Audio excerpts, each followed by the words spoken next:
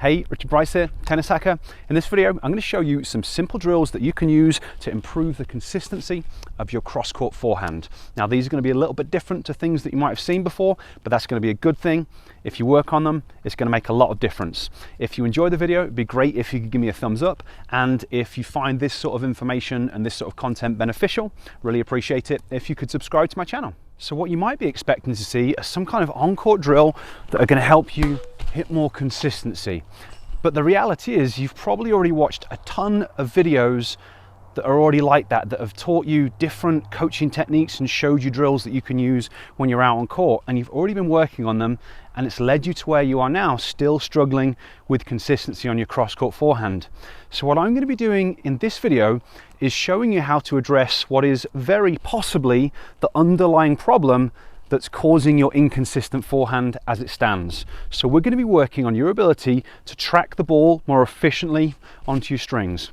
We're going to be working on the quality and accuracy of your eye movements that go into making up your ability to track the ball, because ball tracking is one of the hardest components in tennis because there are multiple different visual skills involved in tracking the ball.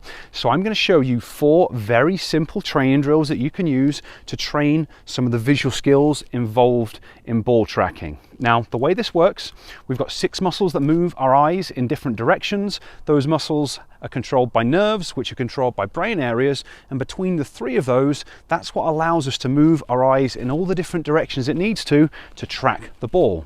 Now, the way things work, there are slightly different parts of the brain that control eye movements from left to right compared to from right to left. So if you're struggling with your cross-court forehand, we're going to be specifically focusing on the eye movements and skills going in that direction, because they're going to be very specific brain areas. So we're going to be breaking it down, working on 4 drills. One of them is going to be working on slow eye movements.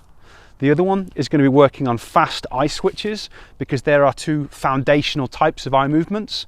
But then we've got an extra piece of the puzzle, and that's going to be working on the balance system, the vestibular system in our inner ear. Because obviously when you're playing tennis, the final point just before you make contact with the ball, your head is turning into that contact point. And that activates the balance system in the inner ear, which then starts to control your eye movements. And if the balance system isn't working at a sufficiently high level, your eye movements aren't going to work efficiently enough, and that can be one of the big areas where players struggle and they lose the ball at the last moment, causing them to miss hit and be less accurate with their cross-court forehand. So we're going to be doing that fast and slow eye movement drill, and then we're going to be doing 2 different drills to work on the balance system in the inner ear combined with the visual system. And if you practice them all, it's going to really help to improve the consistency of your cross-court forehand, because you'll be tracking the ball much better and hitting it more cleanly. The first drill we're going to work on is going to be a smooth tracking or smooth pursuit drill. For your forehand as a right-hander, you're going to be focusing on going from left to right.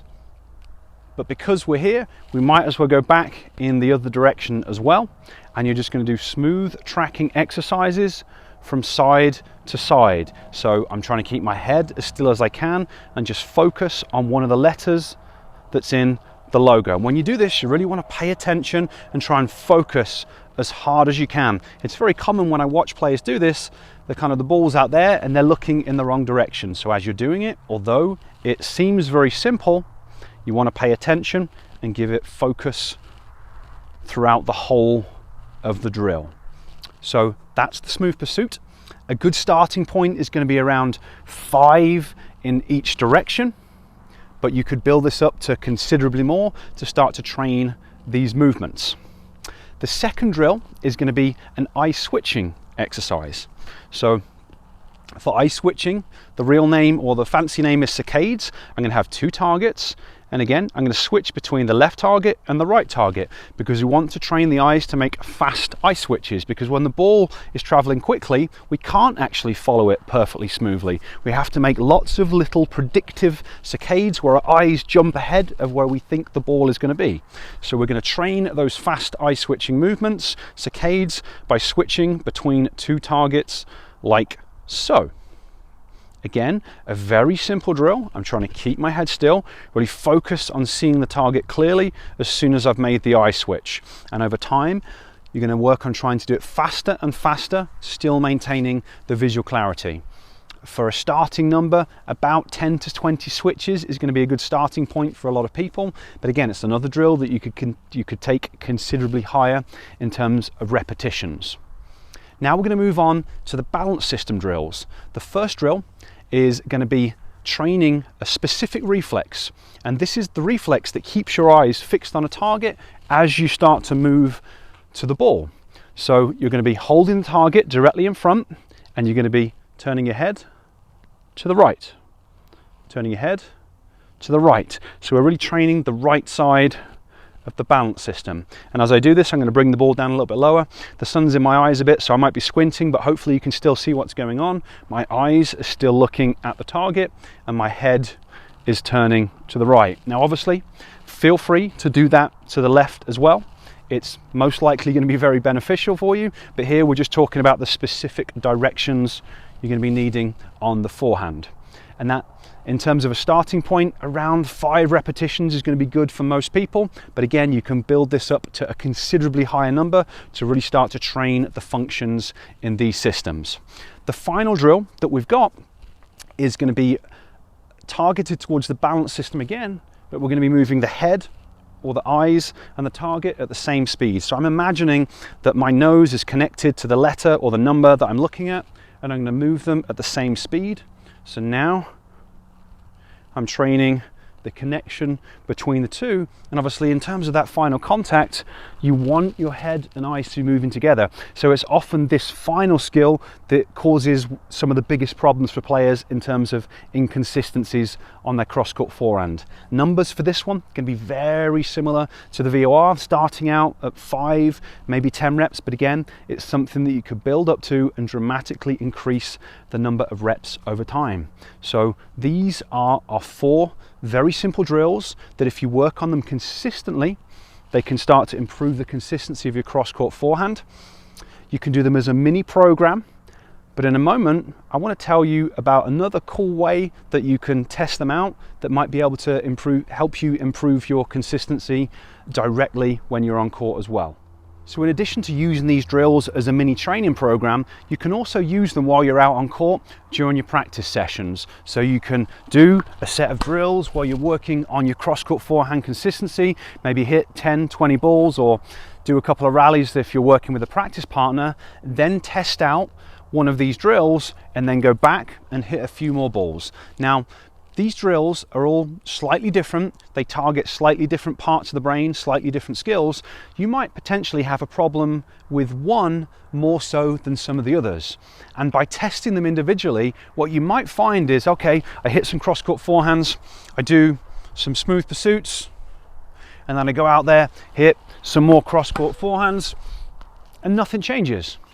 But then you could try potentially doing the VOR, and after doing the VOR, you hit a few more balls, and then suddenly you just find that you can get the spacing a little bit better. You're able to judge it more accurately, be able to track the ball across your body more efficiently, keep your head more stable on contact.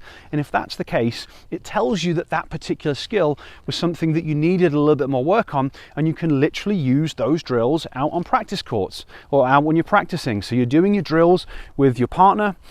Every couple of minutes, just stop, do a quick set of drills, then go back to your practice. So you're basically using your regular rest periods to upregulate visual skills and brain areas to directly improve your performance. So if you incorporate it, give it a go and get good results. I'd love you to leave me a comment down below and let me know. If you've got any questions about what I've gone through, obviously leave those in the comment section as well.